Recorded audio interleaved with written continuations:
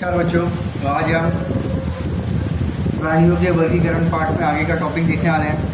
अब यहाँ पर प्राणी संघ को कैसे विभाजित किया गया है उसके बारे में देखेंगे। रंध्रीय प्राणी संघ, रंध्रीय मतलब जिसके अंदर रंध्र पाए जाते हैं। ओके, इस तरीके से शल्क पत्र जैसे आप देख रहे होंगे साइकॉन में, है ना, स्पॉन्जिला में। तो ये सबसे सरल प्रकार की रचना वाले प्राणी है और उन्हें क्या कहते हैं, स्पॉन्जी कहते हैं। क्या है, सबसे सरल प्रकार की रचना वाले प्राणी हैं। इनके शरीर में असंख्य छिद्र होते हैं, सूक्ष्म छिद्र, छोटे छोटे छिद्र होते हैं। उन छिद्रों को आस्टिया और अस्कुला कहते हैं। क्लियर? किसमें पाया जाता है? ये रंध्रीय प्राणी संघ में पाया जाता है।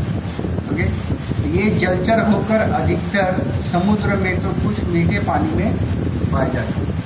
यह ज़्यादातर समुद्र में पाए जाते हैं और कुछ होते हैं जो मीठे पानी में पाए जाते हैं। ओके, मुख्यतः इन सब प्राणियों का शरीर असममिति वाला होता है। जैसे मैंने आपको बताया, असममिति किसे कहते हैं, सममिति, असममिति, अरीय सममिति, ठीक है, उस तरीके से दिया गया है। इन प्राणियों के शरीर में विशिष्ट प्रकार के एक ऐसी कॉलर कोशिका होती है, उनकी सहायता से ये प्राणी के शरीर में पानी प्रोवाइड करते हैं। ये प्राणी किसी आधार से संलग्न होने के कारण उनमें प्रचलन नहीं होता, मतलब वो चल नहीं सकते, इसलिए इन्हें स्थानबद्ध प्राणी कहते हैं। वो मूवमेंट नहीं कर सकते, इसलिए उन्हें क्या कहते हैं, स्थानबद्ध प्राणी कहा जाता है। फिर इनके स्पंज जैसे शरीर में कंटिका का शूको अथवा स्पॉन्जिन के तंतुओं का आधार होता है। कंटिका कैल्शियम कार्बोनेट से बना होता है और सिलिका से बना होता है। इनके शरीर द्वारा लिए गए पानी में पाए जाने वाले सूक्ष्मजीव और पोषक द्रव्य से ही ये क्या करते हैं, अपना पोषण करते हैं। पोषण मतलब उसका खान पान करते हैं।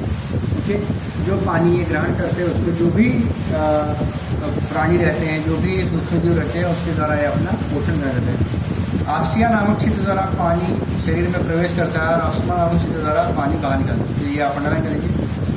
आस्टिया से क्या होता है, पानी शरीर में प्रवेश करता है और अस्कुला से पानी शरीर के बाहर निकाला जाता है। ओके, इनमें प्रजनन की क्रिया पुंकुलन तथा अलैंगिक पद्धति से तथा लैंगिक पद्धति से होती है। प्रजनन की जो प्रक्रिया है ये दोनों पद्धति से होती है, लैंगिक और अलैंगिक प्रजनन की पद्धति से होती है। देखते हैं, इसी के साथ इनमें बड़े पैमाने पर पुनरुद्भवन क्षमता भी पाई जाती है। उदाहरण साइकॉन, यूस्पॉन्जिया, हाइलोनिमा, यूप्लेक्टर इत्यादि। ये आपको बताया गया है इस तरीके से। ओके, होगा। आगे देखते हैं सिलेंटरेटा एंड निडारिया प्राणी संघ। सिलेंटरेटा और निडारिया प्राणी संघ में क्या विशेषताएं होती है देखते हैं। इन प्राणियों के शरीर का आकार दंडाकृति एवं अथवा छतरी के आकार जैसा होता है। जैसे सब जो है सिलेंड्रिकल है कि नहीं, दंडाकृति जैसा होता है। दंडाकृति शरीर पर होने पर बहुसूड़क और छतरी के आकार का शरीर होने पर छत्रिका दिखाई देती है। देखो ये छतरी जैसा दिख रहा है और यहाँ पर दंडाकार है तो यहाँ पर बहुसूड़क दिखाई दे रहा है। ओके, ये सभी जलचर तथा प्रायः समुद्रीवासी होते हैं और कुछ थोड़े ही मीठे पानी पाए जाते हैं। मतलब इसमें से भी जो प्राणी होते हैं वो समुद्र में पाए जाते हैं और मीठे पानी में पाए जाते हैं, लेकिन समंदर में प्राणी जो पाए जाते हैं वो ज़्यादा मात्रा में होते हैं, है, और मीठे पानी में जो होते हैं वो कम मात्रा में पाए जाते हैं। ओके, इनका शरीर अरीय सममिति एवं द्विस्तरीय कोशिकाओं वाला होता है। इनके मुख के आसपास दंश पेशी तो स्पर्शिकाएँ होती हैं। स्पर्शिकाओं का उपयोग वक्ष को पकड़ने के लिए होता है। एक बार वो पकड़ लेंगे, पकड़ने के बाद फिर वो अपने अंदर शरीर के अंदर ले लेंगे।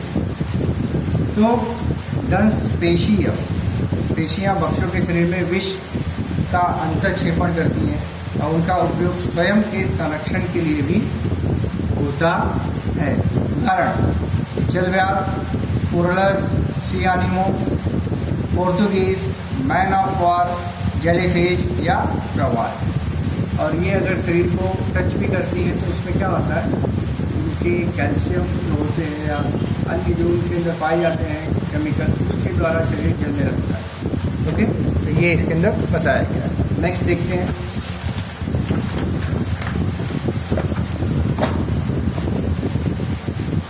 चपटे कृमि संघ। देखिए स्नान का स्पंज, यह साधारणतः गोलाकार प्राणी है। इसका शरीर मुख्यतः स्पॉन्जी नामक प्रोटीन या तंतुओं से बना होने के कारण उसमें जल धारण करने की क्षमता होती है।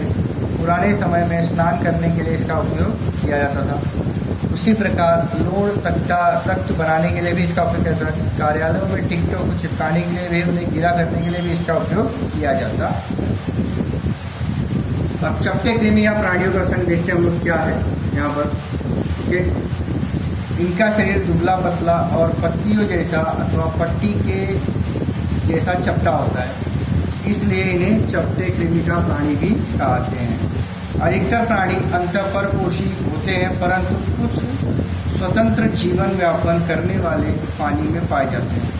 इनका शरीर देखवाहीन होकर इनमें द्विपार्श्व संमिति पाई जाती है। ये प्राणी त्रिजनन स्तरीय होते हैं। इनका शरीर बहिजन स्तरीय स्तर और मध्य जनन स्तर और अंतजनन स्तर, इस प्रकार के 3 जनन स्तरों से बना होता है। ये प्राणी उभयलिंगी होते हैं, अर्थात एक ही प्राणी के शरीर में नर और मादा दोनों पाए जाते हैं। मतलब एक ही प्राणियों से नर और मादा दोनों प्रजनन संस्थान पाए जाते हैं। उदाहरण लीवर फ्लू, पीताकृमि, प्लनेरिया आदि।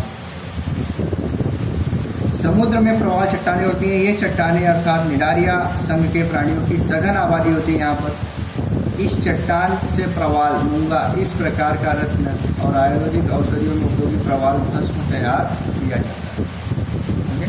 तो इस तरीके से आज हम इतना ही देखेंगे, बाकी नेक्स्ट पीरियड में देखेंगे। धन्यवाद।